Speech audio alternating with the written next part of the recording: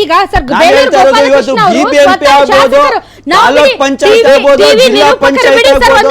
TV ನಿರೂಪಕರು ಬಿಡಿ, ಈ ಒಂದು ಡಿಬೇಟ್ ಅಲ್ಲಿ ಕುಳಿತುಕೊಳ್ಳುವಂತ ವಕ್ತಾರರು ಬಿಡಿ, ಬೇರೆ ಯಾರು ಬಿಡಿ, ಶಾಸಕರು ಅಂತಂದ್ರೆ ಒಂದು ಕ್ಷೇತ್ರದ ಜನ ನಮ್ಮ ಒಂದು ಪ್ರತಿನಿಧಿಯಾಗಿ ನಮ್ಮ ಧ್ವನಿಯಾಗಿ ಕೆಲಸ ಮಾಡಿದೆ ಒಬ್ಬ ಜನರಿಂದ ಆಯ್ಕೆಯಾದಂತಹ, ಅದರಲ್ಲೂ ಕೂಡ ವಿಧಾನಸೌಧದಲ್ಲಿ ಕುಳಿತು ಜನರ ಧ್ವನಿಗೆ ದನಿಯಾಗುವಂತ ಒಬ್ಬ ಶಾಸಕನ ದನಿಗೆ ಬೆಲೆ ಇಲ್ಲ ಅಂತಂದ್ರೆ ಇನ್ನು ಏನ್ ಬೇಕು ಇವ್ರಿಗೆ? ಇನ್ನು ಏನ್ ಹೇಳಕ್ ಬರ್ತಾ ಇರೋದು? ಈಗ 5 ವರ್ಷದಿಂದ ಬಿಬಿಎಂಪಿ ಆಳ್ತಾ ಇರೋರು ಯಾರು? ಜನಪ್ರತಿನಿಧಿಗಳು ಆಳ್ತಾ ಇದಾರೆ. ಇವತ್ತು ಅಧಿಕಾರಿಗಳು ಅವ್ರು ಇಷ್ಟ ಬಂದಂಗ ಅವ್ರು ಆಳ್ತಾವ್ರೆ, ಇಷ್ಟ ಬಂದಂಗ ಲೂಟಿ ಮಾಡ್ತಾವ್ರೆ. ಇವತ್ತು ಅದಕ್ಕೆ ಇವರು 2 ವರ್ಷ ಆಯ್ತು, ಅವ್ರು 3 ವರ್ಷ 5 ವರ್ಷ. ಒಂದು ಎಲೆಕ್ಷನ್ ಮಾಡೋ ಯೋಗ್ಯತೆ ಇಲ್ವಾ? ಕೇಂದ್ರದ ಅನುದಾನಗಳು ಬಿಡುಗಡೆ ಆಯ್ತಾ ಇಲ್ಲ. ಇವತ್ತು ಸ್ಥಳೀಯ ಸಂಸ್ಥೆ ಚುನಾವಣೆಗಳಾಗದೆ ಕೇಂದ್ರದಿಂದ ಅನುದಾನಗಳು 1000 ಕೋಟಿ ಮಿಸ್ ಆಗಿದೆ. ಅದಕ್ಕೆ ಯಾರು ರೆಸ್ಪಾನ್ಸಿಬಲ್? 3 ತಿಂಗಳು 6 ತಿಂಗಳು ಅಂತ ಬರೀ ಟೈಮ್ ಕೊಟ್ಕೊಂಡ್ ಬರ್ತಾವ್ರೆ. ಆಮೇಲೆ ಇನ್ನೊಂದು ಹೇಳ್ತೀನಿ, ವರ್ಷಕ್ಕೆ 2,500 ಪಬ್ಲಿಕ್ ಸ್ಕೂಲ್ ತೆಗ್ಬಿಡ್ತಾರಂತ. ಎಲ್ಲಿ ತೆಗೆದ್ರು? 2,500 ಸ್ಕೂಲ್ಗಳು ಮುಚ್ಚುತ್ತಾ ಇದ್ದಾರೆ ಇವರು. ಈ ಒಂದು ಹೀನಾಯ ಪರಿಸ್ಥಿತಿಗೆ ರಾಜ್ಯವನ್ನ ಕೊಂಡೊಯ್ತಾ ಇದ್ರು ಕೂಡ ಬರೀ ದಿವಸ ಬೆಳಗಾದ್ರೆ ನಾವು ಅದು ಮಾಡ್ತೀವಿ ಇದು ಮಾಡ್ತೀವಿ ಅಂತ ಬರೀ ಸುಳ್ಳುಗಳು ಹೇಳ್ಕೊಂಡು ಇವರು ಸರ್ಕಾರವನ್ನು ನಡೆಸ್ತಾ ಇದ್ದಾರೆ. ಇನ್ನೆಷ್ಟು ಸಾಕ್ಷಿ, ಇನ್ಯಾರ್ಯಾರು ಮಾತಾಡಬೇಕು, ಎಲ್ಲೆಲ್ಲಿ ಮಾತಾಡಬೇಕು? ಇವತ್ತು ಕರ್ನಾಟಕದ ಹಾದಿ ಬೀದಿಯಲ್ಲಿ ಮಾತಾಡಿದ್ದಾರೆ, ನಾಳೆ ರಾಹುಲ್ ಗಾಂಧಿ ಅವ್ರು ಎಲ್ಲಿ ಹೋಗ್ತಾರೋ ಎಲ್ಲಿ ಬರ್ತಾರೋ ಅಲ್ಲಿ ನಿಂತ್ಕೊಂಡು ಮಾತಾಡಬೇಕು. ಇವರಂತೂ ರಾಜ್ಯದವ್ರು ಕೇಳಿಸ್ಕೊಳ್ಳೋಂಗೆ ಕಾಣಲ್ರಿ ಸರ್. ಇನ್ನೇನಿದ್ರು ಅಲ್ಲಿ ರಾಹುಲ್ ಗಾಂಧಿ, ಸುರ್ಜೇವಾಲಾ, ಮಲ್ಲಿಕಾರ್ಜುನ್ ಖರ್ಗೆ ಇಂಥವ್ರ ಧ್ವನಿ ಅಂಥವ್ರು ಕೇಳಿಸೋ ಥರ ಧ್ವನಿ ಎತ್ತಬೇಕಷ್ಟೇ. ಇಲ್ಲಿ ಏನೂ ನಡೆಯಲ್ಲ ಅಂತ ಅನ್ಸೋದಕ್ಕೆ ಶುರುವಾಗ್ಬಿಟ್ಟಿದೆ. ಇದು ಕೂಡ ಆಡಳಿತ ವೈಫಲ್ಯದ ಒಂದು ಭಾಗವೇ. ತಾವೇನಂತೀರಿ?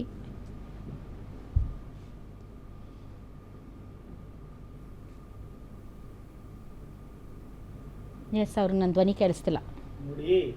ಇಲ್ಲ, ಒಂದು ಭ್ರಷ್ಟಾಚಾರದ ಬಗ್ಗೆ ನನ್ನ ಪ್ರಶ್ನೆ ಅದಲ್ಲ. ನಿಮಗೆ ಬೇಕಾಗಿದ್ದನ್ನ ಮಾತಾಡಕ್ಕೆ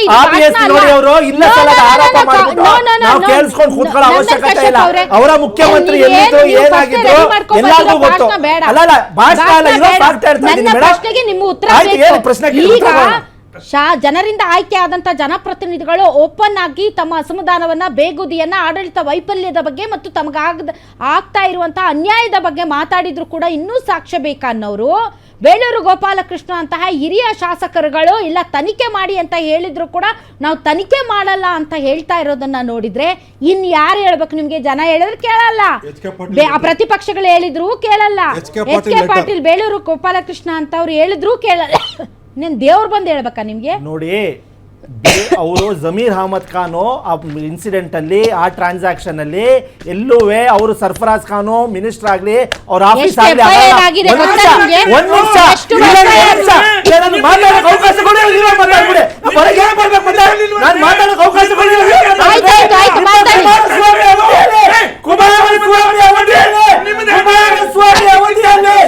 ನಾಗೇಂದ್ರ ಬಾಬು ಆಯ್ತು, ನನ್ನ ಪ್ರಶ್ನೆ ಆಯ್ತು. ನಾಗೇಂದ್ರ ಬಾಬು ಸರ್ ಏನಿದೆ ಇವತ್ತು?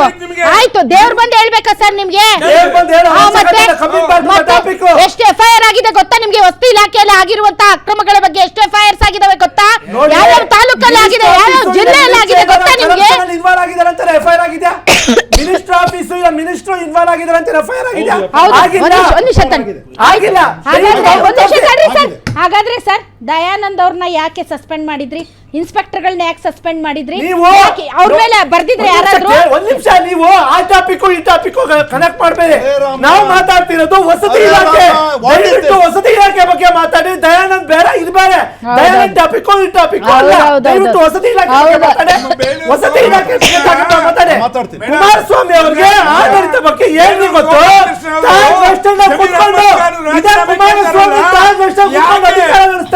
ಹಗರಣದಲ್ಲಿ ಸಿದ್ದರಾಮಯ್ಯ ರಾಜೀನಾಮೆ ಕೊಟ್ಟು ಅವತ್ತು ಅವರು ಹೊರಗೆ ಬಂದು ಕಳಂಕಿತರಲ್ಲ ಅಂದಾಗ ಮತ್ತೆ ನಾಗೇಂದ್ರ ಅವ್ರನ್ನ ಯಾಕೆ ತೆಗೆದ್ರಿ? ನಾಗೇಂದ್ರ